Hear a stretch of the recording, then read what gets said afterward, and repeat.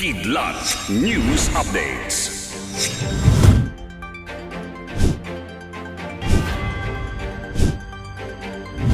Ako po si Cesar Soriano, kasama ang buong puwersa ng Kidlat News Channel para ihatid ang mga nangunang mga balita sa buong kapuluan. Ngayon, pinamamadali ni Vice President at Department of Education o DepEd Secretary Sara Duterte ang investigasyon sa 14 na taong estudyante mula sa Antipolo City na namatay dahil sa umano'y pagsampal ng kanyang guro. Ito ay matapos ang pagdalaw ni Duterte sa burol ni Francis J. Gumikib, grade 5 student sa Peña Francia Elementary School. Binigyan ng DepEd Calabarzon Regional Office ng hanggang ngayong araw, October 9, para tapusin ang fact-finding investigation sa kaso ni Gumikib na nagsimula noong October 3, isang araw matapos mamatay sa ospital ang bata. Matatanda ang September 21 nang magsumbong si Gumikib sa kanyang guro dahil sa maiingay na mga kamag-aral pero hinatak ang kanyang kwelyo at buhok at sinampal pa siya di umano ng nasabing guro. Itinakbo ng kanyang ina si Gumikib sa ospital noong September 26 dahil sa matinding hilo, intolerable pain sa ulo, panlalabo ng paningin at pagsusuka.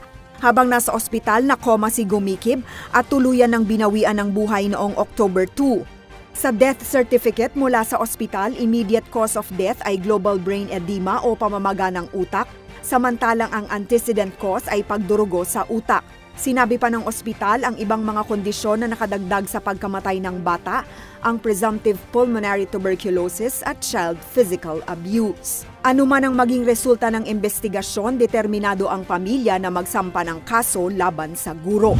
Inaprobahan ng Department of Budget and Management o DBM ang paglalabas ng 1 billion pesos para sa kompensasyon ng hindi bababa sa 300 biktima ng gyera sa Marawi noong 2017. Sa isang statement, sinabi ng kagawaran na inaprobahan ni Budget Secretary Amena Pangandaman ang issuance ng Special Allotment Release Order o SARA para i-cover ang compensation na kabilang sa Fiscal Year 2024 General Appropriations Act. Bagamat marami pa ang kailangang gawin, ayon sa kalihim, naway magsilbing paalala ang hakbang na ito sa nagkakaisang adhikain na makamit ang pangmatagalang kapayapaan. Ayon sa Marawi Compensation Board, 362 victims ang nakatakdang tumanggap ng monetary compensation sa ilalim ng National Disaster Risk Reduction and Management Fund o NDRRMF. Arestado ng mga operatiba ng Quezon City Police District o QCPD ang aktor na si Ricardo Cepeda dahil sa kasong syndicated estafa. Sa arrest warrant na inisyu ni Sanchez Mira Cagayan Regional Trial Court Executive Judge Gemma Bocayo Madrid, dinakip ng pulisya si Cepeda sa isang resto bar sa Maypaho, Caloocan City at dinala sa Camp Karingal. Wala pang ibang detalye na inilalabas kaugnay ng kasong isinampa kay Cepeda, ngunit depensa ng anak ng aktor na si Joshua De Sequeira, wrongfully accused ang kanyang ama dahil brand ambassador lamang ito ng isang sales company. Kung mapatutunayang may sala, maaring makulong ng panghabang buhay ang aktor alinsunod sa Article 314 ng Revised Penal Code na may kaugnayan sa Presidential Decree 1689. Para sa Kidlat News Updates, ako si Rosalyn Sinchonko, nag-uulat.